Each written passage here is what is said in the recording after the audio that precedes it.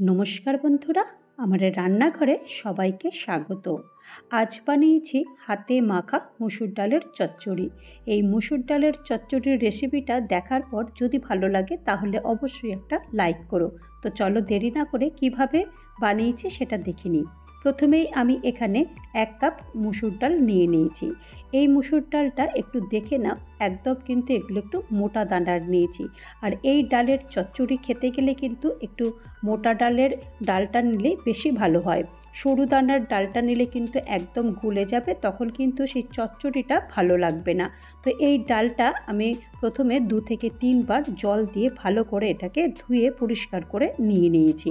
তো এরকমভাবে 2 থেকে 3 বার ধুয়ে এই ডালটাকে এটাকে রেখে দিয়েছি। আর এখন আমি কিছু সবজি নিয়েছি। সবজি বলতে শুধু আমি আলুটাই নিয়েছি। আর তোমরা যদি চাও এখানে বিনস বা গাজর এগুলো ইউজ করতে পারো। আমি শুধুমাত্র একটা আলুই নিয়েছি। এই আলুটাকে লম্বা লম্বা করে কেটে নেব। ঠিক যেমন আমরা আলু ভাজা কাটি ঠিক সেই রকমই আলু কেটে নেব। তবে আলু ভাজাগুলো যেমন একটু খুব পাতলা কাটি, সেই রকম অত পাতলা কাটবে না, ঠিক একটু মোটা, যেমন ঠিক আমি কেটেছি বা তোমাদেরকে দেখিয়ে দিচ্ছি একটা ঠিক আলুটা কীরকম হবে। ঠিক এই রকম হয়েছে, দেখো খুব একটা কিন্তু পাতলাও করিনি, আবার খুব যে মোটা করেছি সেরকমও নয়। আর একটা পেঁয়াজ নিয়েছি, পেঁয়াজটাও এরকম কুচি কুচি করে বা এরকম পাতলা স্লাইস করে এরকম কেটে নিয়েছি।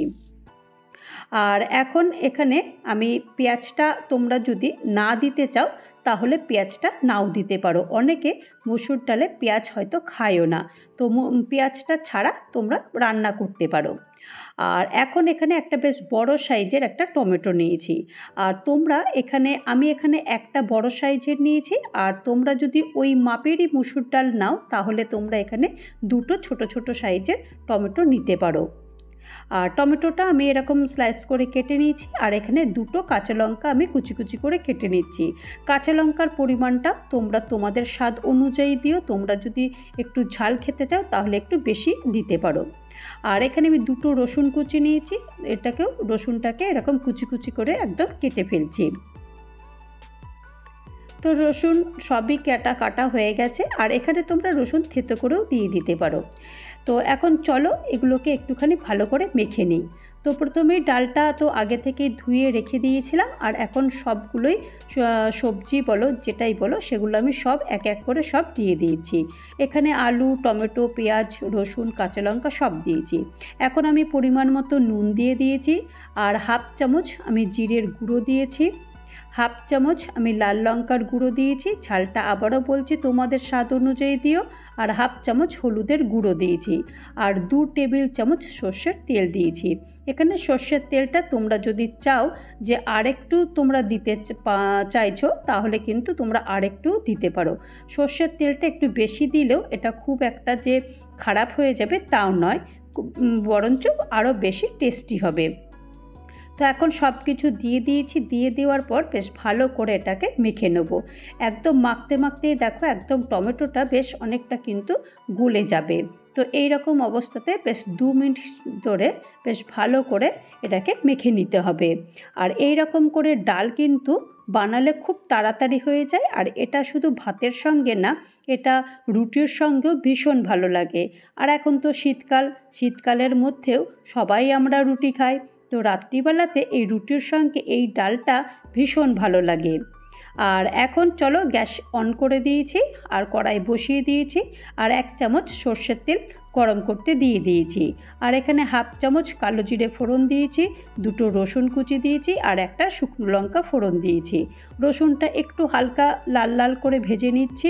ভেজে নেওয়ার পর তারপরে এই ডালটা পুরোটাই দিয়ে দিচ্ছি। তো পুরোটাই ডালটা দিয়ে দিয়েছি।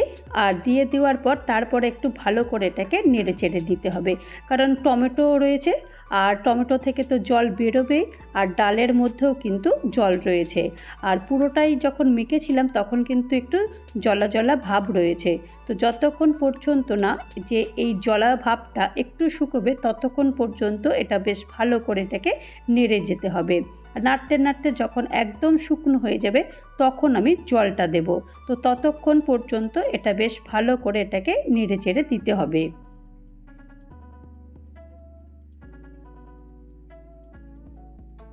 তো দেখো মোটামুটি আমি নেড়ে চেড়ে দিয়েছি আর এখন অনেকটাই শুকনো হয়ে গেছে। আর আরেকবার আমি একটু ঢাকনা বন্ধ করে দেবো, যাতে করে এই টমেটো থেকে আরেকটু যে জলটা বেরোবে সেই জলটা যেন বেরিয়ে যায়। তো দেখো আমি 2 মিনিটের জন্য একটু ঢাকনা বন্ধ করে দিয়েছিলাম, যাতে করে টমেটো থেকে যে জলটা বেরোবে সেই জলটা দিয়েও এই ডালটা খানিকটা সেদ্ধ হয়ে যাবে। তো সেই জন্য আমি 2 মিনিট ঢাকনা বন্ধ করে দিয়েছি। আর দেখো মোটামুটি হালকা হালকা কিন্তু বেশ কিন্তু ডালটা শুকনো শুকনো মতো হয়ে গেছে। তো এখন আর এর থেকে বেশি করব না, এবার কিন্তু আমি জলটা দেব। তো জলটা কিন্তু তোমরা তোমাদের পরিমাণ অনুযায়ী দেবে। আর আমি কিন্তু এখানে আমি আমার প্রয়োজন মতো দিয়েছি, কারণ আমি এই ডালটা একদম কিন্তু শুকনো বানাবো আর একদম কিন্তু ঝোলা বা ঝোল মতো বানাবো না। তো সেই কারণে আমি জলের পরিমাণটা কিন্তু একদম কম দিয়েছি। আর জলটা কিন্তু অবশ্যই গরম জল দেবে, ঠান্ডা জল দেবে না।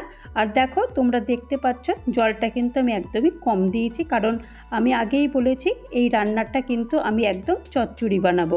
তো সেই কারণে জলের পরিমাণটা একদম কম দিতে হবে। তো চলো এখন ঢাকনা বন্ধ করে দিয়েছি, আর যতক্ষণ এটা সেদ্ধ হচ্ছে ততক্ষণ একটা কাজ করে ফেলি।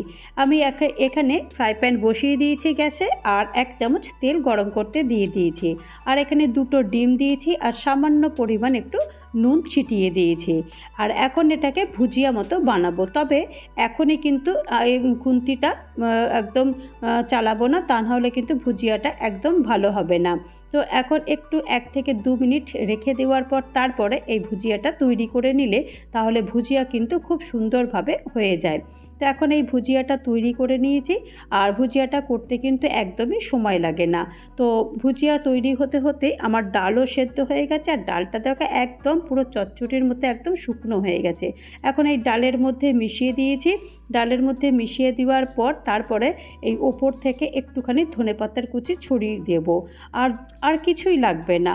আর এত তাড়াতাড়ি এই রান্নাটা হয়ে যায়, এটা রাতে মানে বিশেষ করে ডিনারের সঙ্গে রুটির সাথে খেতে দারুণ লাগে, খুবই ভালো লাগে খেতে। তো তৈরি হয়ে গেল আমার মুসুর ডালের চচ্চড়ি। এই মুসুর ডালের চচ্চড়ির রেসিপিটা যদি তোমাদের কারোর ভালো লাগে তাহলে অবশ্যই একটা লাইক করো, কমেন্ট করো, পারলে আমার চ্যানেলটা সাবস্ক্রাইব করে আমার পাশে থেকো। আর যারা নতুন বন্ধু হয়ে আমার চ্যানেলে ভিজিট করেছে তাদেরকে অজস্র ধন্যবাদ। আর যারা এখনও পর্যন্ত আমার চ্যানেলটা সাবস্ক্রাইব করোনি তাদেরকে অনুরোধ করব চ্যানেলটা সাবস্ক্রাইব করতে। নমস্কার।